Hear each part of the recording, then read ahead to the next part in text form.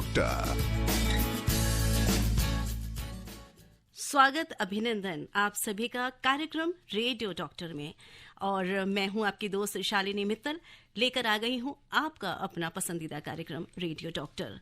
बिल्कुल इंतजार होगा जानने का आज क्या विषय है। बहुत ही इम्पोर्टेंट विषय है और शुरुआत इस तरह से अगर करें तो गलत ना होगा दोस्तों। जाने से पहले किसी को दे दो जीवन दान, अमर रहना है तो कर दो नेत्रदान। जी हाँ, नेत्रदान एक महादान है। प्रतिवर्ष 25 अगस्त से 8 सितंबर तक राष्ट्रीय नेत्रदान पखवाड़ा मनाया जाता है, जिसका उद्देश्य होता है लोगों को नेत्रदान के प्रति प्रेरित करना। नेत्रदान पर विस्तृत जानकारी और हमारे रेडियो डॉक्टर के श्रोताओं की सभी जिज्ञासाओं, प्रश्नों, शंकाओं के समाधान के लिए आज हमने स्टूडियो में आमंत्रित किया है डॉक्टर जीवन सिंह तितियाल को, जो चीफ हैं doctor Rajendra Prasad centre for ophthalmic sciences, all India institute of medical sciences यानी एम्स, नई दिल्ली में। और आप के बारे में बता दें कि आप नेशनल आई बैंक एम्स के चेयरमैन भी रह चुके हैं। तो सबसे पहले स्वागत करते हैं अपने रेडियो डॉक्टर का। सर, बहुत बहुत स्वागत है आकाशवाणी के स्टूडियो में आपका। नमस्कार, तमाम श्रोताओं को मेरी तरफ से हार्दिक नमस्कार। और साथ ही डॉक्टर साहब, हम अपने सभी उन श्रोताओं का स्वागत करते हैं जो रेडियो डॉक्टर में हमारे साथ जुड़ते हैं और आज भी निश्चित तौर पर जुड़ गए होंगे। तो बता दें कि अगर आप नेत्रदान से संबंधित कोई भी जानकारी चाहते हैं तो आप सीधे हमारे स्टूडियो में मौजूद डॉक्टर साहब से जुड़ सकते हैं, उनसे बात कर सकते हैं। बात करने के लिए आप नोट कर लीजिए हमारे फोन नंबर 23422346, 23421084। आप हमें व्हाट्सएप के माध्यम से भी अपना संदेश भेज सकते हैं। हमारा नंबर है 9868107070। और जो श्रोता हमें फोन के जरिए जुड़ेंगे लेकिन दिल्ली से बाहर से हमारे साथ जुड़ना चाहते हैं, वो कृपया 011 जो कि दिल्ली का कोड है जरूर लगाएं।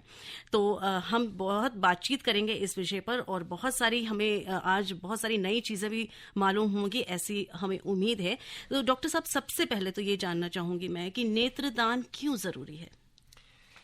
नेत्रदान या अंगदान जो हम कहते हैं इसलिए भी जरूरी है कि एक ऐसा रिक्वायरमेंट है कि हमारे देश में या पूरे विश्व में जो है इतने सारे लोग अंधता की बीमारी से पीड़ित हैं जिसको हम ट्रांसप्लांट से या ग्राफ्टिंग से ठीक कर सकते हैं। तो नेत्रदान से कॉर्निया जो हमारी आगे की पुतली होती है उसका प्रत्यारोपण करें तो ऐसे बड़े सारे ऐसे मरीज हैं जिनकी रोशनी वापस आ सकती है, वो अपनी दुनिया को दोबारा से देख सकते हैं और अपनी दिनचर्या चला सकते हैं। तो इसलिए हम चाहते हैं कि लोग आगे आए, नेत्रदान करें, जिससे कि जो हमारी काफ़ी मात्रा में जो लोग वेट कर रहे हैं कॉर्नियल ट्रांसप्लांटेशन या प्रत्यारोपण के लिए, उनकी समस्याओं का सुधार हो जाए। हम जानते हैं कि हर साल हमारे देश में करीब करीब 40 से 50 हज़ार सर्जरी होती है प्रत्यारोपण की। उसके बावजूद भी जो है हमारे पास लाखों लोग वेट कर रहे होते हैं सर्जरी के लिए। तो बैकलॉग तो बहुत सारा है, साथ में नए मरीज भी जुड़ जाते हैं। इसलिए ये ऐसा समय आ गया जहां हर आदमी को इसके बारे में जानकारी होनी चाहिए और सबको आगे आना चाहिए। जब उनके किसी रिश्तेदार के या अपने की मृत्यु हो जाती है, उसके पश्चात आँखों का दान करना, जैसे आपने शालिनी जी ने शुरू में कहा था, एक महादान है। इस महादान से जो है एक मरीज की आंखों की रोशनी नहीं, उसकी परिवार की रोशनी भी वापस आ सकती है, देश के काम आ सकते हैं। तो इसका एक बहुत लंबा चौड़ा इसका एक फायदा है। जी बिल्कुल। और डॉक्टर साहब, ये कार्यक्रम भी हम आज इसीलिए कर रहे हैं जिससे लोगों के मन में जो भ्रांतियां हैं नेत्रदान से संबंधित, क्योंकि ये महादान है और इसको करने में क्यों हिचकिचाते हैं लोग, इस बात को जानना बहुत जरूरी है। और मुझे लगता है हमारे जो श्रोता इस कार्यक्रम से जुड़ रहे हैं, कार्यक्रम में फोन के माध्यम से भी जुड़ेंगे, व्हाट्सएप के माध्यम से भी, वो आप जरूर पूछें डॉक्टर साहब से जो भी आपके मन में शंकाएं हैं, क्यों नहीं कर रहे हैं या क्यों अभी तक आपने प्रतिज्ञा नहीं ली है नेत्रदान करने की। बहुत सिंपल सा तरीका है, डॉक्टर साहब जरूर बताएंगे। और अगर आप कुछ करना चाहते हैं तो नेत्रदान करिए, बहुत आसान है और किसी की जिंदगी में आप उजियाला ला सकते हैं। एक मैसेज है, व्हाट्सएप मैसेज, वो मैं ले लेती हूँ। ये लिखने वाले हैं रवि जावालिया, मीरपुर हरिद्वार से। इन्होंने हमें लिखा है, नेत्रदान कहाँ करें? बहुत महत्वपूर्ण प्रश्न है, नेत्रदान कहाँ करें और कैसे करें? जी बताएं। ये मेरे ख्याल से बहुत ही अच्छा एक क्वेश्चन है जो हमारे पूरे जितने भी सुनने वाले हैं या जो अपने उनके परिवार वाले हैं सबको पता होना चाहिए कि नेत्रदान की प्रक्रिया कैसे होती है जी। तो उसमें आप देखेंगे हमारी जो संस्था है उसमें एक आई बैंक होता है, जैसे नेत्र कोष कहते हैं, उसके साथ कलेक्शन सेंटर जुड़े होते हैं जहां पर टिश्यू का कलेक्शन कर सकते हैं। नेत्रदान की प्रक्रिया के लिए जब भी किसी व्यक्ति की मृत्यु हो जाती है उसके तुरंत बाद हमारे जितने भी काउंसलर्स होते हैं, यदि डेथ की रिपोर्टिंग हो जाए तो काउंसलर उनको अप्रोच करते हैं, उनसे फैमिली से बात करके यदि फैमिली वाले राजी हो जाते हैं तो टेक्नीशियन जो है नेत्र निकाल सकते हैं। लेकिन इस सब चीज़ों के लिए एक कंसेंट होना बहुत ज़रूरी है। कंसेंट जो है उस व्यक्ति के जो है क्लोज रिलेटिव, या तो पेरेंट्स हो या उसकी जो है घर वाले हैं, वो दे सकते हैं इसमें। और जब नेत्र निकालते हैं तो पूरी आंख नहीं निकालते हैं आजकल हम लोग, केवल वही भाग निकालते हैं जिसका एक्चुअल यूटिलिटी होता है, जिसे हम कॉर्निया या आगे की पुतली कहते हैं। तो इससे क्या होता है कि आंखों में निकालने के बाद जो फेस होता है या चेहरा होता है उस व्यक्ति का जो है उसमें खराबी नहीं दिखती है, क्योंकि जब निकालते हैं तो उसके ऊपर एक कॉन्टैक्ट लेंस लगा देते हैं तो चेहरा आपका वैसे ही दिखता है जैसे साबुत रहा हो। तो इससे भी एक हम देख रहे हैं पिछले 5-10 सालों में लोगों की जो है काफ़ी रुझान आगे आई है। कभी कभी लोगों की कंप्लेन रहती थी कि जो है खराब लग रहा चेहरा। तो हम जानते हैं कि ये प्रक्रिया बहुत सिंपल है। यदि किसी व्यक्ति ने पहले से ही जिज्ञासा रखी हो या उसने प्रतिज्ञा की हो कि मेरी आंखों का दान कर दिया जाए, तो ऐसे में परिवार को सबसे निकटतम आई बैंक में फ़ोन करना चाहिए। यदि आई बैंक की सुविधा न हो तो कोई भी हॉस्पिटल हो वहाँ पर बात कर सकते हैं, जो डॉक्टर इंचार्ज है वो आपको जो है आई बैंक से जोड़ देंगे, वहाँ से कलेक्शन की टीम आकर के आंखें निकाल सकते हैं। जी, आपने काफ़ी विस्तार से बताया। मुझे लगता है बहुत सारे श्रोता जो अभी बहुत सारे मैसेज हमें कर चुके हैं उनमें से कुछ तो इस जवाब को सुनकर सेटिस्फाइड हो गए होंगे। डॉक्टर साहब, ये हमें एक और मैसेज आया है। एडवोकेट वारिस अली खान जी हैं, लखनऊ से, लिखा है कि डॉक्टर साहब नेत्रदान करने की एज लिमिटेशन कोई होती है? प्लीज़ बताएं। नेत्र दान करने की कोई लिमिटेशन नहीं है। जहाँ तक जैसे हम कह रहे हैं प्लेज करना या प्रतिज्ञा करना कोई भी आदमी कर सकता है। यदि आप 18 साल से कम के हैं तो आपको पेरेंट्स की राजीनामा लेनी पड़ेगी इसमें। यदि 18 साल के ऊपर है तो हर आदमी प्लेज कर सकता है। जहाँ तक डोनेशन का सवाल है, किसकी आंखें हम निकाल सकते हैं प्रत्यारोपण के लिए, उसमें भी कोई एज लिमिट नहीं है। हम जो है छोटे बच्चे से लेकर के 100 साल के आदमी का भी आंखें जो है ले सकते हैं, उसका यूटिलाइजेशन आराम से हो सकता है। तो कोई एज लिमिट नहीं है। एज लिमिट नहीं है। और बाकी और बातें हम करेंगे। एक हमारे श्रोता जुड़ गए हैं रेडियो हमारे फोन लाइन पर। Sir, hello. हेलो जी, आप अपना प्रश्न करें, अपना परिचय दे दें। हेलो, नमस्ते मैम, गुरविंदर सिंह चट्ठा बोल रहा हूँ सुभाष नगर से। जी चड्ढा साहब, आप अपना प्रश्न डॉक्टर साहब को भी नमस्ते। नमस्कार। नमस्कार डॉक्टर साहब, एक क्वेश्चन पूछना चाहता हूँ कि जो व्यक्ति आई डोनेट कर रहा है वो क्या नॉमिनेशन भी कर सकता है कि जैसे किसी के रिलेशन में कोई है तो उसी को लगाई जाए? दूसरा, किस एज ग्रुप में ये डोनेशन किया जा सकता है? हाँ, जो आप जब प्लेस करता है ये जो है एक तरफ से इसमें जो है कोई ऐसा बंदिश होता नहीं है कि हमने प्लेस किया है तो हमारे आदमी को मिलना चाहिए, ऐसी कोई सुविधा या ऐसी कोई लॉ नहीं है। जब भी आदमी डोनेशन करता है या कोई दान देता है तो दान में किसी आदमी को देना तो दान नहीं होता, तो ये किसी को भी लग सकता है जब भी जिसकी भी रिक्वायरमेंट होगी। हाँ, ये जरूर है कि किसी परिवार ने नेत्रदान कर रखा है तो उनको जो है बड़े सारे और सुविधाएं प्राप्त की सकती है, जैसे मेडिकल सुविधाएं हो या आँख की चेकअप हो, उनको ऑनर भी करते हैं। लेकिन ये कहना मुश्किल है कि उसकी आंखें उसी फैमिली दी जाए, ये बड़ा मुश्किल काम है। कभी कभी ऐसे कोइंसिडेंस भी हो सकता है। जहाँ तक एज के बारे में पूछ रहे, जैसे मैंने पहले बताया कि हर एज का आदमी जो है प्लेस कर सकता है और मृत्यु के बाद डोनेशन ले सकता है। जी, बहुत बहुत धन्यवाद। बहुत सारे मैसेज डॉक्टर साहब आ गए हैं और हमारे श्रोता हमें बता रहे हैं कि ये विषय उन्हें बहुत पसंद आ रहा है और साथ ही साथ वो ये प्लेज भी लेना चाहते हैं कि हम आई डोनेट करेंगे। मैं जस्ट नाम ले लेती हूँ। ये जितेंद्र हैं जयपुर से। इसके अलावा हमें लिखा है राहुल राठौर ने सूरत गुजरात से। उनका प्रश्न वही है जिसका जवाब आप दे चुके हैं। और आरती मिश्रा ने लिखा है लखीमपुर खेड़ी से कि मैं भी आइज डोनेट करना चाहती हूँ। तो बहुत बहुत धन्यवाद आरती जी। इसके अलावा हमें लिखा है यशवंत आठमुटे उस्मानाबाद महाराष्ट्र से, जिन्होंने प्रश्न यही किया है, नेत्रदान कितनी उम्र में किया जाता है और मैं नेत्रदान करना चाहता हूं। शिमला झुंझुनू राजस्थान से दिनेश शर्मा भी यही प्रश्न पूछ रहे हैं और हमें कह रहे हैं कि हम आई डोनेट जरूर करेंगे। और इसके अलावा रघुवीर सिंह चड्ढा जी का भी मैसेज है और आपका तो फोन पे भी बात हो चुकी है। बहुत बहुत धन्यवाद हमें मैसेज करने के लिए। नेत्रदान कैसे करें पूछ रहे हैं अज्जू भाई महोली से, प्लीज बताएं। तो अगर अज्जू भाई आप जुड़े हो हमारे साथ शुरू से, तो डॉक्टर साहब ने काफी विस्तार से बताया है कि किस तरह से किया जा सकता है। एक बात मैं ऐड करना चाहता हूँ, जहाँ तक जब प्लेज लेना है या प्रतिज्ञा करना है कि मैं मृत्यु के बाद मेरी आंखें जो है दान कर दी जाए, इसमें आप ऑनलाइन सुविधा भी ले सकते हैं और फॉर्म ले करके आप फॉर्म भर के भी जो है किसी भी नज़दीकी आई बैंक में भेज सकते हैं। जहाँ तक एम्स न्यू दिल्ली का सवाल है, हमारा एक वेबसाइट है, आप एम्स के वेबसाइट में जा सकते हैं और फॉर्म जो है ऑनलाइन डाउनलोड करके हमें भेज सकते हैं। उसके बाद आपका एक जो है स्मार्ट कार्ड आपको भेज देंगे, जो हमेशा आपको कैरी करना पड़ेगा अपने साथ। जी, हमारे एक श्रोता हमारे साथ जुड़े हैं फोन लाइन पर। हेलो हेलो हेलो जी, हम आपको सुन पा रहे हैं। कौन बोल रही हैं? मैं ये कहना चाहती थी कि मेरा कॉर्निया ट्रांसप्लांट हो चुका है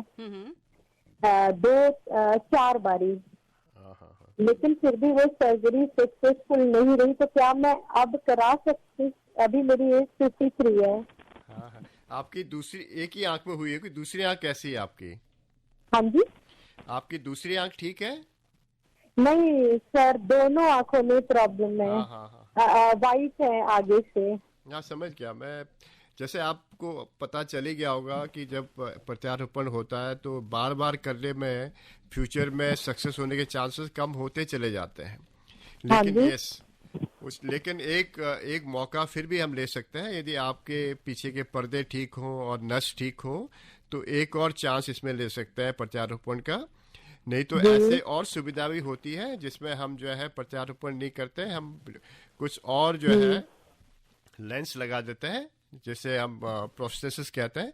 उसके बाद भी मैं ठीक हो सकती हूँ? हाँ, ठीक हो सकते हैं। एक बार चेक करेंगे, उसके बाद हम बताएंगे। आप कहाँ रहते हैं? हम लखनऊ में। हाँ, तो कभी मौका पड़े तो आप दिल्ली आ सकते हैं हमारे इंस्टीट्यूट में, एम्स में। एक बार प्रॉपर चेकअप हो जाए तो आपको बताएंगे कि आगे और क्या कर सकते हैं। बहुत बहुत धन्यवाद हमसे प्रश्न करने के लिए। आप सुन रहे हैं विशेष फोन इन कार्यक्रम रेडियो डॉक्टर। जी हाँ, आप सुन रहे हैं विशेष फोन इन कार्यक्रम रेडियो डॉक्टर। मैं हूं आपके साथ शालिनी मित्तल और आज के हमारे रेडियो डॉक्टर जीवन सिंह तितियाल। आप चीफ हैं doctor RPI centre of ophthalmic sciences, Akhil Bharatiya Ayurvigyan संस्थान, नई दिल्ली में। और हमारा टॉपिक आज का है नेत्र दान, बहुत बड़ा दान। और इसके बारे में सर बहुत कुछ हमें बता चुके हैं। डॉक्टर साहब, एक प्रश्न किया है, H सिंह इन्होंने अपना नाम लिखा है और ये लिख रहे हैं कैटरेक्ट सर्जरी वाले क्या डोनर हो सकते हैं आई के? हाँ, जैसे मैंने पहले बताया था कि हर आदमी अपनी आंखों का डोनेशन करा सकता है मृत्यु के बाद। और जिनकी ऑपरेशन हो चुकी है कैटरेक्ट सर्जरी की, या काला मोतिया की ऑपरेशन हो या रेटिना का ऑपरेशन हो, वो लोग भी अपने पुतली का दान करा सकते हैं। आपको डायबिटीज़ की बीमारी हो या ब्लड प्रेशर की बीमारी हो या शरीर में कोई और बीमारी भी क्यों ना हो, आंखों का दान हो सकता है। क्योंकि जब भी हम आंखें लेते हैं तो उसका एक पूरा चेकअप होता है जिसमें हम देखते हैं कोई इन्फेक्शन तो नहीं है, ब्लड में कोई इन्फेक्शन तो नहीं। कि जब भी आंख लेते हैं तो ब्लड भी साथ में लेते हैं, तो ब्लड का भी चेक करते हैं, जिसमें हम एड्स का, HIV का या फिर हेपेटाइटिस का चेक करते हैं। तो आंखें वही यूज होती है जो बिल्कुल सही होती है, दोनों तरह से इन्फेक्शन ना हो और उससे जो है दूसरे को फायदा हो, वो आंखें यूज हो जाती है। तो कोई भी बीमारी क्यों ना हो, कोई भी आंख का ऑपरेशन क्यों ना हुआ हो, आंखों का दान आप कर सकते हैं। जी, यहाँ पर एक प्रश्न मेरे दिमाग में आ रहा है डॉक्टर साहब, आपने बताया कौन कौन दान कर सकता है, क्या ऐसा कोई है या ऐसी कोई बीमारी है जिसमें ये दान नहीं किया जा सकता? हाँ, ऐसे बहुत सारी बीमारियां हैं शालिनी जी, आपने बहुत अच्छा क्वेश्चन किया है। कुछ ऐसी बीमारियां होती हैं जिसके द्वारा इन्फेक्शन दूसरे मरीज को फैल सकती है प्रत्यारोपण के द्वारा। जैसे मैंने कहा था, हेपेटाइटिस हो जाए या फिर एड्स की बीमारी हो, HIV की, या फिर कुछ ऐसे वायरल इन्फेक्शन हो। जैसे आपने सुना होगा कोविड जो अभी चल रहा था, उस बीच में भी हमने प्रत्यारोपण बंद कर दिया था क्योंकि हमें पता नहीं था कि ये वायरस कहीं आंख से तो फैल सकता है, नहीं फैल सकता है। फॉर्चुनेटली अभी तक ऐसा कोई रिपोर्ट नहीं आया है। जैसे बहुत से सुना होगा, रेबीज हो जाता है कुत्ते के काटने से, ऐसे मरीजों का भी जो है हम डोनेशन ले नहीं सकते हैं। किसी को सेप्टिसीमिया हो जाए, माना इन्फेक्शन से डेथ हो जाए, तो ऐसे में भी यदि आपका white blood cell count TLC count 21,000 से ज़्यादा हो तो वो भी अनसुटेबल हो जाता है। किसी की मृत्यु अननोन कारण से हो जाए, क्योंकि किस कारण से उसकी मृत्यु हुई है पता नहीं चले, तो उसकी आंखें भी हम ले नहीं सकते हैं। तो लेकिन ये है कि जैसे आपने पहले से प्लेज किया है कि आपको डोनेट करना है, तो आपको इन्फॉर्म करना चाहिए। तो कितने समय में इसको इन्फॉर्मेशन पहुंचनी चाहिए आई बैंक में या डॉक्टर के पास? शालिनी जी, आप सही कह रहे हैं। इन्फॉर्मेशन जो है तभी हो सकता है यदि उनके परिवार वालों को पता हो कि इस व्यक्ति ने जो है प्लेज कर रखा है डोनेशन के लिए। इसलिए हम चाहते हैं कि जब भी आप प्लेज करें तो अपने परिवार में, अपने फ्रेंड सर्किल में जरूर बताएं कि आपने ये प्रण कर रखा है। यदि किसी की मृत्यु हो जाती है तो जैसे हम नॉर्मली कहते हैं कि 6 घंटे के अंदर अंदर जो है आंखों का दान हो जाना चाहिए। यदि विंटर हो, जाड़ों का मौसम हो, यदि बॉडी जो है रेफ्रिजरेशन में हो, तो हम 8 से 12 घंटे के बीच में भी ले सकते हैं। ये डिपेंड करता है कि बॉडी किस अवस्था में रखी गई है, टेम्परेचर क्या है, आंखें खुली तो नहीं रह गई है। बहुत से टाइम हम देखते हैं कि मॉर्चरी से भी हम आंखें लेते हैं, कि मॉर्चरी में जब बॉडी रखते हैं, वो मॉर्चरी जहाँ पर एयर कंडीशन हो तो हम 10-12 घंटे के बाद भी ले सकते हैं। लेकिन सही ये होगा कि जितने जल्दी हो उतना अच्छा है। जी, बिल्कुल सही। डॉक्टर साहब, इससे जुड़ा हुआ ही एक प्रश्न किया है श्याम मित्तल जी ने, रोहिणी, दिल्ली से। इन्होंने लिखा है, how much time is taken in removal of eyes after the call? As you know, there are other rituals to be done after death. Obvious बात है। हाँ, ये जो है सबके मन में ये बात रहती है कि कितना टाइम लेगा, क्योंकि परिवार वालों को जल्दी होती है बाकी रिचुअल करने के लिए। जैसे ही कॉल आई बैंक में आता है, डिपेंड करता है कि आई बैंक कितनी दूरी में है। यदि आई बैंक डिस्टेंस ज़्यादा है तो थोड़ा टाइम लग सकता है पहुँचने में। एक बार टीम पहुँच जाए तो एक बार पेपर वर्क पूरा हो जाए तो आंख निकालने में करीब 10 से 20 मिनट लग सकते हैं, क्योंकि आजकल जो है आंखों को साफ करना भी ज़रूरी हो जाता है। कोविड के टाइम में हम एक्स्ट्रा प्रिकॉशन लेते हैं, पूरे बॉडी से जब निकालते हैं, हमारे टेक्नीशियन भी जो है प्रिकॉशन से लेते हैं, तो करीब आधा घंटा का टाइम लग सकता है। यदि हॉस्पिटल में हो जाए और आई बैंक साथ में हो तो कभी 10 मिनट में भी काम हो सकता है। लेकिन एवरेज टाइम हम देखते हैं कि जब इतने सालों से आई बैंक हम चला रहे हैं एम्स में, तो एवरेज टाइम हमारा करीब 1 से 1.5 घंटे का होता है। जी, लेकिन इससे ज्यादा नहीं। ये आपने बताया कि आने जाने में और टीम को वहां पहुंचने में, फिर उस प्रतिक्रिया को करने में लगता है। जहां तक प्रतिक्रिया जिससे आंख निकालते हैं वो करीब 10 से 15 मिनट लगते हैं बस। जी।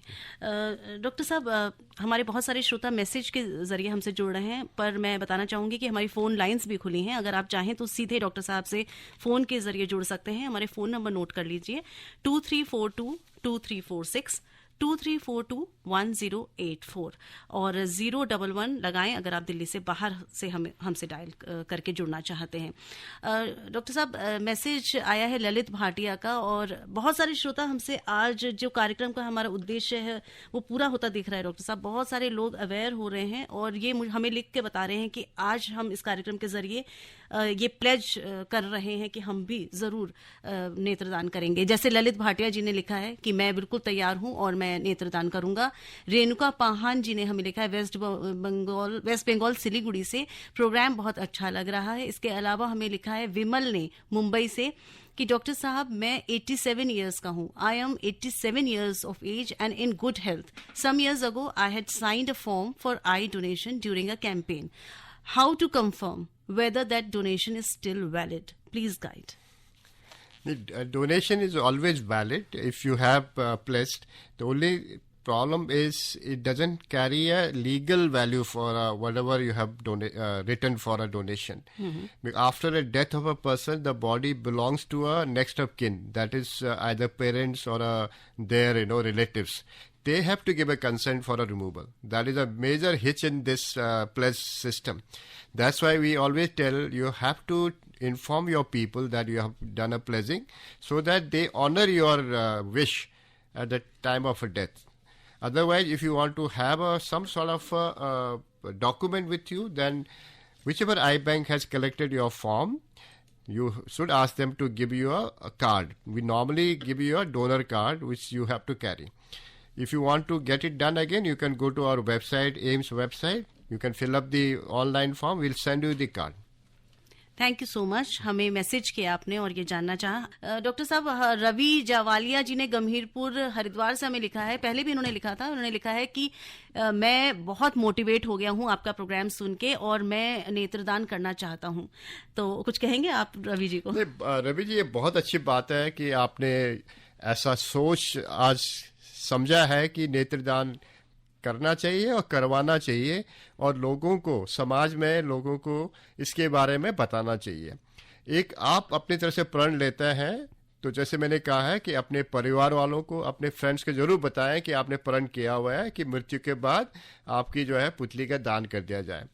मैं चाहता हूं कि समाज में लोग आगे आए, अपने मोहल्ले में, अपने समाज में इसके बारे में बात करें, जिससे कि जो जो भ्रांति होती है वो जो है खत्म हो जाए और लोग आगे आए नेत्रदान के लिए। जैसे मैंने शुरू में मैंने कहा था कि हमारे पास लाखों लोग नेत्रदान के लिए, नेत्रदान के बाद प्रत्यारोपण के लिए वेट कर रहे हैं। तो जब समाज आगे आएगा तो समाज से इस अंधता की बीमारी को हम हटा सकते हैं। तो बहुत अच्छी बात है रवि जी। मैं चाहूँगा आप जहाँ भी आप काम करते हैं या जिस इलाके में रहते हैं वहाँ पर अवेयरनेस बढ़ाइए। बहुत बहुत धन्यवाद रवि जी। और एक श्रोता फोन लाइन पर, हम कोशिश करते हैं डॉक्टर साहब अगर बात हो पाती है तो। हेलो जी, आप है रेडियो डॉक्टर में, अपना परिचय दे दीजिए। हाँ जी, नमस्कार जी। नमस्ते जी, प्रश्न करिए।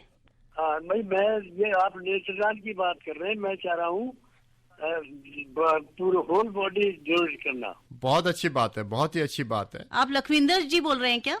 हेलो, बहुत अच्छी बात है। आप अपना नाम बताइए प्लीज। मेरा नाम विजय सिंह है, मैं डिस्ट्रिक्ट बिजनौर यूपी से बोल रहा हूँ। अच्छा, स्वागत है आपका जी, बहुत बढ़िया। UP district Bijnor. या विजय जी, आपका स्वागत है इस प्रोग्राम में। और आपने जो बताया हमें कि पूरा बॉडी आप डोनेट करना चाहता हो, वो भी एक प्रक्रिया है, साथ में चलती रहती है।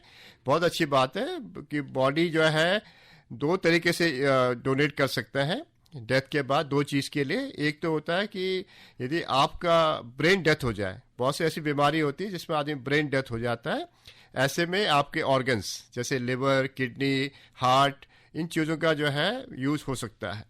मरने के उपरांत आपकी आंखें, आपके स्किन, आपके बोन्स, ये जो है डोनेट कर सकते हैं, इसका यूज़ हो सकता है। और तीसरा एक मेन कारण भी होता है, बहुत से लोग अपने बॉडी को रिसर्च के लिए या टीचिंग पर्पस के लिए भी डोनेट करते हैं, वो भी हम एक्सेप्ट करते हैं। बहुत अच्छी बात है, थैंक यू। बहुत बहुत धन्यवाद हमसे ये प्रश्न करने के लिए और बताने के लिए कि आपने इतना नेक काम किया हुआ है। आप सुन रहे हैं कार्यक्रम रेडियो डॉक्टर। आज के हमारे गेस्ट, हमारे radio doctor doctor Jeevan Singh Titiyal. आप चीफ हैं RPI centre of ophthalmic sciences, Akhil Bharatiya Ayurvigyan संस्थान, नई दिल्ली में। और आज हम बात कर रहे हैं नेत्रदान महादान पर। डॉक्टर साहब, हमारे एक श्रोता हमारे साथ जुड़े हैं फोन लाइन पर। हेलो जी हाँ, स्वागत है आपका रेडियो डॉक्टर में। आप अपना परिचय दे दीजिए और अपना प्रश्न करिए। नमस्कार, मैं सदाशिव पालकर बोल रहा हूँ जी, महाराष्ट्र, नवी मुंबई, सानपाड़ा से। मेरा प्रश्न ये है कि मैं ब्लाइंड पर्सन हूँ, ग्लूकोमा हुआ मुझे, मेरा रेटिना खराब। जी, आपकी आवाज अब हमारे पास नहीं आ रही कट गई है। जी। तो इनका प्रश्न वैसे ये था कि डॉक्टर साहब, इनकी जो है रेटिना, इन्होंने बोला मेरी आउटर ठीक है, तो क्या मैं डोनेट कर सकता हूँ? समझ गया इनका क्वेश्चन जो है। मैंने पहले इसका आंसर भी किया था। जी, आपने किया है। यदि आपको काला मोतिया से पीछे नस खराब हो गई हो या रेटिना खराब हो गई हो किसी और बीमारी से, यदि आगे की पुतली सही हो तो आप जो है पुतली का दान कर सकते हैं। क्योंकि जहाँ तक प्रत्यारोपण का सवाल है आज के डेट में, कि आगे की पुतली ही यूज होती है, तो आप निश्चय करिए और निश्चिंत जो है अपना जो है प्रत्यारोपण के लिए या कॉर्नियल डोनेशन के लिए अपना रजिस्ट्रेशन करा सकते हैं। बिल्कुल, तो आप करवा सकते हैं, डॉक्टर साहब ने बताया। हमारे एक और श्रोता फोन लाइन पर। हेलो जी, नमस्कार। नमस्ते डॉक्टर साहब, नमस्कार। नमस्कार भैया। डॉक्टर साहब, मैं सीतापुर से मोहम्मद आरिफ बात कर रहा हूँ। हाँ। डॉक्टर साहब, मैं खास बात ये पूछना चाहता हूँ कि जो दान करते हैं पुतली आंखों को, तो कौन से ऐसे व्यक्ति होते हैं जिनके ये लगती हैं? क्योंकि अक्सर सबके ये पुतली लग ही नहीं पाती, तो ये हमको आप बताएं कि किन व्यक्तियों की पुतली लग जाती है। बहुत अच्छी बात है, आपने बहुत अच्छा क्वेश्चन पूछा है। और जहाँ तक जो आंखों की बीमारी होती है, जो बीमारी जो आगे की जो काली पुतली होती है, जैसे हम कॉर्निया कहते हैं, उसमें यदि सफ़ेदी आ जाए या उसमें सूजन आ जाए, उसमें किसी तरह से रोशनी अंदर जाने के रास्ते में रुकावट आ जाए, क्योंकि हम जानते हैं कि जो आगे का कॉर्निया होता है एक लेंस की तरह काम करता है, यदि उसमें कोई धब्बा आ जाए तो फिर आपकी रोशनी कम हो जाती है। तो आगे की पुतली का ही जो है प्रत्यारोपण कर सकते हैं। कुछ ऐसी बीमारियां होती है साथ में, यदि किसी को काला मोतिया हो गया हो और काला मोतिया से पीछे की नस बिल्कुल ख़राब हो गई हो और उसको नज़र कुछ नहीं आना है, तो ऐसे में प्रत्यारोपण करने का फ़ायदा नहीं होता है। यदि आगे की पुतली में सफ़ेदी हो और साथ में बड़े सारे जो है खून की नसें आ गई हो उसमें भी जो है प्रत्यारोपण के सक्सेस के चांसेस कम हो जाते हैं। तो जो बीमारी आगे की पुतली को अफेक्ट करता है उसका इलाज हो सकता है। और आजकल हम जानते हैं कि आगे की पुतली को भी हम जो है अलग अलग लेयर में ट्रांसप्लांट कर सकते हैं, जिससे कि पूरी आँख को चेंज करने की ज़रूरत नहीं पड़ती, कॉर्निया के भी पार्ट्स में चेंज करते हैं। तो सक्सेस रेट आजकल बहुत बढ़ गई है कॉर्नियल ट्रांसप्लांट सर्जरी की। तो जहाँ तक पीछे की पर्दे की बीमारी हो तो उसका हम प्रत्यारोपण नहीं कर सकते, केवल आगे की बीमारी को ही ठीक कर सकते हैं। जी, बहुत बहुत धन्यवाद प्रश्न करने के लिए। डॉक्टर साहब, बहुत सारे मैसेज आ गए हैं जिन्होंने हमें लिखा है, क्योंकि आपने देह दान के ऊपर भी बात की थी कि बॉडी भी डोनेट कर सकते हैं, क्योंकि उसके बहुत सारे ऑर्गन्स यूज होते हैं और पढ़ाई के लिए, आगे अनुसंधान के लिए भी इस्तेमाल किया जाता है। लखविंदर सिंह जी ने चंडीगढ़ से लिखा है, I have donated my whole body and people should donate this. And इसके अलावा हमें लिखा है अर्जुन दास भारद्वाज जी ने बहुत अच्छी बात लिखी है। डॉक्टर साहब, मैं पढ़ना चाहूंगी।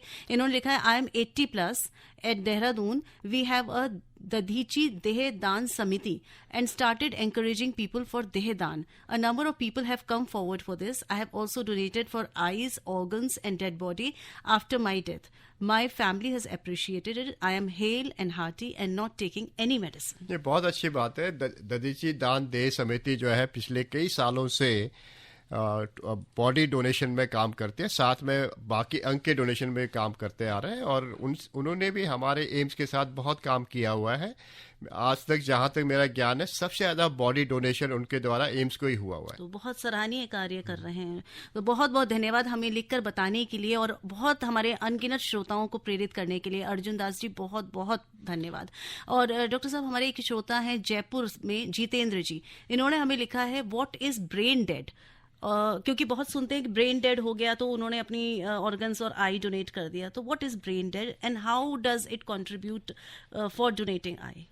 हाँ, ये क्वेश्चन बहुत अच्छा है, क्योंकि आप जानते हैं कि मेडिकल टर्म में आदमी को कृत्रिम सांस से या कृत्रिम ब्लड सप्लाई से जिंदा रख सकते हैं। तो ये बहुत लंबे समय तक चल नहीं सकता है, और ब्रेन में जब ब्लड सप्लाई चल रही होती तो ब्रेन चलता रहता है, लेकिन आपके बाकी सारे अंग जो है काम करना बंद कर देते हैं, जैसे हार्ट काम करना बंद कर देता है। तो ऐसे सिचुएशन में जब लगता है कि आदमी की रिकवरी नहीं हो सकती है, तो उस टाइम को, उस चीज़ को हम ब्रेन डेथ करते हैं। मतलब कि जब ब्लड सप्लाई ब्रेन को भी बंद हो जाती है, लेकिन हमने जो है आर्टिफिशियल, जैसे आपने सोचा वेंटिलेटर में रखा है, तो उससे जो है उसकी सांस चल रही है, लेकिन एक्चुअली में जो है बॉडी में उसके ऑर्गन्स काम नहीं कर रहे हैं। तो ये सही टाइम होता है कि डिक्लेयर हो जाए तो सारे ऑर्गन जो है सही टाइम में यूज हो सकते हैं। जी, हमारे एक श्रोता फोन लाइन पर। हेलो जी, आप रेडियो डॉक्टर में हैं, अपना प्रश्न कर सकते हैं अपना परिचय देने के बाद। जी, सबसे पहले नाम जतिन है मैम। जी, आप अपना नाम बताएं प्लीज। मेरा नाम जतिन है। जतिन जी, जी आप अपना प्रश्न करें। जी, मैं आंखों से ब्लाइंड हूँ जी। और जी मैम, जैसे कि हमारी मम्मी नेत्रदान करना चाहती है तो कर सकती हैं? हाँ, बिल्कुल कर सकते हैं नेत्रदान। डॉक्टर साहब ने बताया, पूरे कार्यक्रम में डॉक्टर साहब बता रहे हैं कि सभी लोग नेत्रदान कर सकते हैं, और जो नहीं कर सकते उसके बारे में भी हमने विस्तार से बात करी है। तो बहुत बहुत धन्यवाद, आप रेडियो डॉक्टर से जुड़े। डॉक्टर साहब, हमें लिखा है, हमारे बहुत सारे श्रोता हमें लिख रहे हैं। एक श्याम मित्तल जी ने दोबारा लिखा है कि बहुत बहुत धन्यवाद, आपने सही कहा कि बॉडी जो है डेथ के बाद नेक्स्ट ऑफ किन के लिए रिस्पॉन्सिबल होते हैं, कि वो ये अवेयरनेस होनी चाहिए। तो ये बहुत ज़रूरी है कि अगर आप नेत्रदान का प्लेज लेते हैं तो अपने नियर एंड डियर्स को ज़रूर बताएं। हाँ, ये बहुत ही ज़रूरी है। मेरे ख्याल से आज के समाज के हिसाब से इसका एक तरह से जागरूकता होना बहुत ज़रूरी है। जहाँ तक हम जानते हैं बड़े सारे स्टेट्स में, यूएस में ऐसे लॉ बने हुए हैं, यदि किसी ने एक बार प्लेस कर दिया तो कंपलसरी जो है ऑर्गन जो है उसकी जो है डोनेट हो जाती है। हमारे देश में ऐसा कोई ऐसा नियम या ऐसा लॉ बना नहीं है। जैसे कई जगह पर हमारे कोशिश के कारण बहुत सी जगह पर हम चाहते हैं कि जैसे आपका ड्राइविंग लाइसेंस हो, उसी में एक लाइन लिख के आ जाए, I have donated my eyes या I have donated my organs. तो ये भी एक जानकारी के लिए, जब किसी का डेथ हो जाता है तो जानकारी के लिए एक बड़ा आवश्यक डॉक्यूमेंट हो सकता है। तो मैं चाहता हूँ कि समाज के लोग आगे आए और एक बीड़ा उठाएं कि हम इसको जो है अंधता को दूर भगाएं ट्रांसप्लांट के द्वारा। डोनेशन ही एक रास्ता है जिससे ट्रांसप्लांट हो सकता है। जी, हमारे एक और श्रोता। हेलो हेलो हेलो जी, हाँ, आप रेडियो डॉक्टर में हैं जी, अपना परिचय दीजिए जी। This is Clifton Almeida from Goa. Yes, स्वागत है। Family, good afternoon to you. Ya, good afternoon. Okay doctor, 3 सवाल था। एक था कौन सा ऑर्गन है जो ट्रांसप्लांट कर सकते हैं। दूसरा क्वेश्चन था कौन सा ऑर्गन जल्द से जल्द ट्रांसप्लांट करना है और कौन सा ऑर्गन है जो सेव कर सकते हैं बैंक में। और तीसरा सवाल था जो ऑर्गन्स अफेक्टेड है बाय कोविड और हार्ट प्रॉब्लम्स और एड्स, तो वो रिप्लेसमेंट के लिए आप पहला बताया था, लेकिन what is the protocol to be followed for this? Achha, you have multiple questions. He has multiple questions. As far as, let's go one by one. As far as which organs can be transplanted, in fact, if the organ is viable, if they are healthy, so most of the organs can be transplanted to other person. As we know that if you look into heart, kidney, liver, these organs has to be transplanted. They have to be actually working and viable.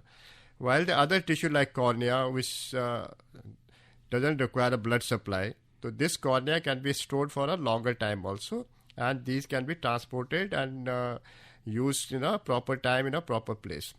For organs to be saved in the banks, it takes a lot of efforts and very difficult to maintain their viability assets. That's why you have heard that once we take out the lung or now heart, kidney, they have to be transported, cannot be transported in a simple manner. They have to be given a window period of less than few hours so that they can survive the duration of a transport also.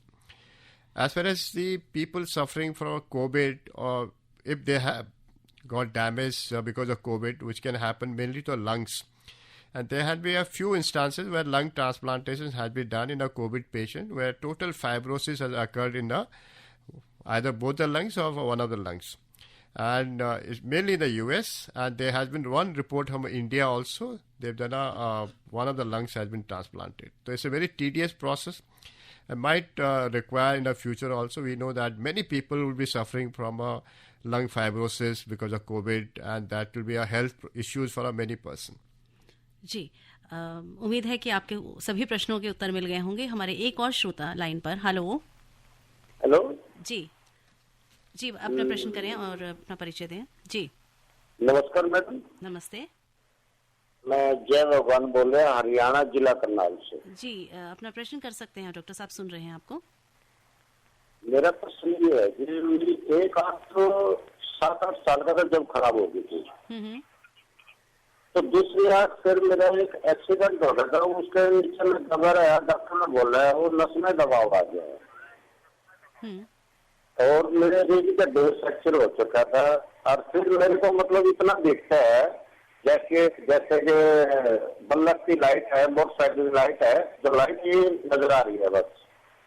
और दिल्ली से private अस्पताल है रेणु का। आप अपना प्रश्न करें। आप नेत्रदान से संबंधित कुछ पूछना चाहते हैं? नेत्रदान मैं आंखों के बारे में पूछना चाहता हूँ। मेरी आंख कितनी बदली थी फिर वो रेलवे का अस्पताल में, तो मेरे को नजर नहीं आ रहा है। जैसा आप कह रहे हैं कि आपके नस में दबाव हो गया है, इसलिए आपको इस आंख से कम दिखाई दे रहा है। और हाँ जी। इसका जो है एक बार नस का डैमेज हो जाए तो उसकी रिकवरी होनी मुश्किल हो जाती है। तो जितनी नज़र आपकी अभी है उसी से आपको काम चलाना पड़ेगा। और दूसरा तरीका ये हो सकता है कि हमारे पास बड़े सारे ऐसे ग्लासेस, लेंसेज, डिवाइसेस होते हैं जिससे आपकी जो है काम करने की क्षमता बढ़ा सकते हैं। तो उसे हम लो विजन एड्स कहते हैं। तो उसके लिए आप चाहो तो एम्स के हॉस्पिटल में आ सकते हैं, तो आपका हम ये चेकअप करा देंगे। कोई सूटेबल चीज़ है तो आपको बता सकते हैं। डॉक्टर साहब एक मिनट सुनो मेरी बात। जैसे करानी के अस्पताल में मेरी पिछली पर लगाई थी ना, मेरे को 6 महीने बहुत बिल्कुल सही नजर आया था, बहुत बढ़िया नजर आ गई थी। तो फिर उन्होंने बोला था भाई दोबारा फिर आपकी ये आंख के अंदर मुआद हो गई थी, दोबारा फिर आपकी आंख मतलब दोबारा फिर ऑपरेशन होगा, दोबारा फिर मेरे को ले जा नहीं सके। 6 महीने मेरे को पूरा ट्रांसप्लांट यानी आंख के पुतले लगाने के बाद मेरे को खुद दिखा था। तो आप एक बार दोबारा चेकअप करा लीजिए कि दोबारा इसमें ऑपरेशन हो सकता है कि नहीं हो सकता है। यदि हो सकता है तो जरूर कराएंगे। जी, बहुत बहुत धन्यवाद। बहुत सारे प्रश्न आ चुके हैं डॉक्टर साहब। हमारे एक श्रोता जिन्होंने पहले भी लिखा है, रवि जी, इन्होंने लिखा है क्या ब्लाइंड पर्सन भी नेत्रदान कर सकते हैं? हाँ, जरूर ब्लाइंड पर्सन भी डोनेट कर सकते हैं। जैसे हम पहले भी बात कर रहे हैं कि आगे की पुतली जो होती है, कॉर्निया जिसे कहते हैं, उसी को यूज करते हैं, उसी को हम निकालते हैं नॉर्मली। तो यदि उसके आगे की पुतली सही हो और ब्लाइंड किसी और कारण से हुआ हो, जैसे रेटिना खराब हो गया हो या नस खराब हो गया हो या ब्रेन में कोई इंजरी हो, तो ऐसे लोगों का भी हम पुतली लेते हैं। तो ये लोग भी दान कर सकते हैं, प्लेस कर सकते हैं। तो ये समाज के लिए तो ये जरूरी नहीं है कि जो ब्लाइंड है वो डोनेट नहीं कर सकता, वो भी डोनेट कर सकते हैं यदि पुतली सही है तो। जी, ये बहुत इंपॉर्टेंट क्वेश्चन था। बहुत बहुत धन्यवाद रवि जी की आपने ये प्रश्न किया। डॉक्टर साहब, बहुत समय कम है, मैं ये जानना चाहूंगी कि अभी जैसे कोरोना से हम जूझ रहे हैं कुछ बीते समय में, तो क्या कोरोना से कुछ इफेक्ट हुआ है नेत्रदान पर, कुछ बताना चाहें? हाँ, कोरोना जब हुआ था आपने देखा होगा, जब फर्स्ट वेव, सेकंड वेव और थर्ड वेव में जो है जैसे जैसे कोरोना बढ़ता गया वैसे वैसे डोनेशन कम होते चले गए और हम ट्रांसप्लांट भी नहीं कर पा रहे थे कि कोई गाइडलाइंस थी नहीं। जो पहला कोरोना वेव आया था 2020 में, तो उसमें तो ऑलमोस्ट जीरो हो गया था कुछ महीनों के लिए। अब जो है पिछले 6 महीने 1 साल से दोबारा से जो है इसमें काफ़ी प्रगति हुई है। लोग डोनेट करने लगे हैं। ट्रांसप्लांटेशन भी ऑलमोस्ट जो है प्री कोविड टाइम तक पहुंच गया है। कोविड ने जरूर नुकसान किया है। बहुत सारे लोग हो सकते हैं कि उनकी अंधता बिल्कुल परमानेंट हो गई हो, क्योंकि वेट करने में भी कभी कभी जो है पीछे नस खराब हो जाती है। इसलिए हम चाहते हैं कि लोग आगे आए, जो लोग वेट कर रहे हैं उनका सही टाइम में इलाज हो जाए। जी, और हमारे एक श्रोता ने ये भी जानना चाहे डॉक्टर साहब, मैं नाम अभी उनका ढूंढ रही हूँ, उन्होंने ये लिखा था कि वेबसाइट बताइए जिसका जिक्र आपने किया था। हाँ, शालिनी जी, जो मैं कह रहा था, एम्स का वेबसाइट जो है हमारा एक ऑर्बो एक ऑर्गेनाइजेशन है, उसके अंदर आप जाएंगे तो ऑर्गन डोनेशन, आई डोनेशन, सबके आपको ऑनलाइन फॉर्म्स मिल जाएंगे जिसको आप डाउनलोड कर सकते हैं और फिल कर सकते हैं। जी, और अनिल ने हमें लिखा है टनकपुर डिस्ट्रिक्ट चंपावत उत्तराखंड से कि क्या आई डोनेशन से कुछ बेनिफिट्स भी मिलते हैं गवर्नमेंट की तरफ से? हाँ, हम देखो, चंपावत तो मेरा अपना ही इलाका है। जहाँ तक मैंने कहा था, आई डोनेशन जो करते हैं उसमें सरकार की तरफ से बहुत सारे इंसेंटिव नहीं हो सकते हैं, लेकिन आप अपने लिए बहुत सारा कर सकते हैं। एक तो समाज के लिए आपने काम किया है, दूसरा आपने अवेयरनेस बढ़ाया है, तीसरा ये है कि एक जहाँ पर मेडिकल हेल्थ लगेगा, कैंप लगेगा, आपको सुविधा प्रदान की जा सकती है। अभी तक कोई ऑफिशियल ऐसे कोई गाइडलाइन बने नहीं है सरकार के तरफ से, लेकिन हम चाहते हैं कि ऐसा हो जाए तो फ्यूचर में हम काम करेंगे। जिन्होंने ऑर्गन डोनेशन किया हो, प्लेस कर रखा हो, या फिर जिनके परिवार से प्लेस डोनेशन हुआ तो उनको कुछ फ़ायदा मिले। हम ये ज़रूर करते हैं। ये पखवाड़ा जो हम मनाते हैं पूरे देश में, उसमें जितने लोगों ने डोनेशन किया होता है उनके फैमिलीज़ को ऑनर करते हैं, उनको जो है उनकी एक तरह से हम जो है उनकी भावना का आदर करते हैं। साथ में जो लोग काम करते हैं उनका भी हम जो है आदर सम्मान करते हैं। जी, डॉक्टर साहब, बहुत सारी आज बातें हमें और जानने को मिली और निश्चित तौर पर हमारे श्रोताओं को भी बहुत कुछ पता चला होगा नेत्रदान के बारे में। चलते चलते क्या मैसेज रहेगा? वैसे तो आपने बहुत सारी बातें बताई हैं, पर कार्यक्रम समाप्त करें उससे पहले हम चाहते हैं कि आप श्रोताओं को एक और बार बताएं कि क्यों और कैसे बहुत ज़रूरी है नेत्रदान। मैं तो ये कहूँगा कि नेत्रदान, जैसे हम कह रहे हैं, महादान है, लेकिन इसको एक हम कैसे एक मूवमेंट बनाएं। तो जैसे आपने देखा बड़े सारे फुटबॉल मैचेस में देखा होगा, एक मैक्सिको वेव कहते हैं, पूरे एक आदमी जब ताली बजाता है तो पूरे स्टेडियम में ताली बजना शुरू हो जाता है। हम चाहते हैं कि ये जो आज हमारा जो ये कार्यक्रम हुआ, इसके माध्यम से पूरे देश में एक मुहिम छिड़ जाए कि सबको आंखों का दान करना है, अंगों का दान करना है, जिससे कि जो है ये दान जो है किसी के काम आ जाए, किसी की रोशनी बढ़ जाए, किसी की जिंदगी सुधर जाए। जी, बिल्कुल सही बात बोली डॉक्टर साहब। और हम यही चाहते हैं कि हमारा ये कार्यक्रम अगर किसी के काम आ सके तो हम अपने आप को खुशकिस्मत समझेंगे। आज हम प्रस्तुत कर रहे थे विशेष कार्यक्रम नेत्रदान महादान, और हमारे आज के विशेषज्ञ थे डॉक्टर जीवन सिंह तितियाल, जो चीफ हैं doctor RP I centre of ophthalmic sciences, Akhil Bharatiya Ayurvigyan संस्थान, नई दिल्ली में। और मैं आपकी होस्ट रही शालिनी मित्तल। स्वीकार करिए मेरा नमस्कार। अभी आप आकाशवाणी दिल्ली से विशेष फोन इन कार्यक्रम रेडियो डॉक्टर सुन रहे थे। कार्यक्रम की प्रस्तुतकर्ता थी शालिनी मित्तल।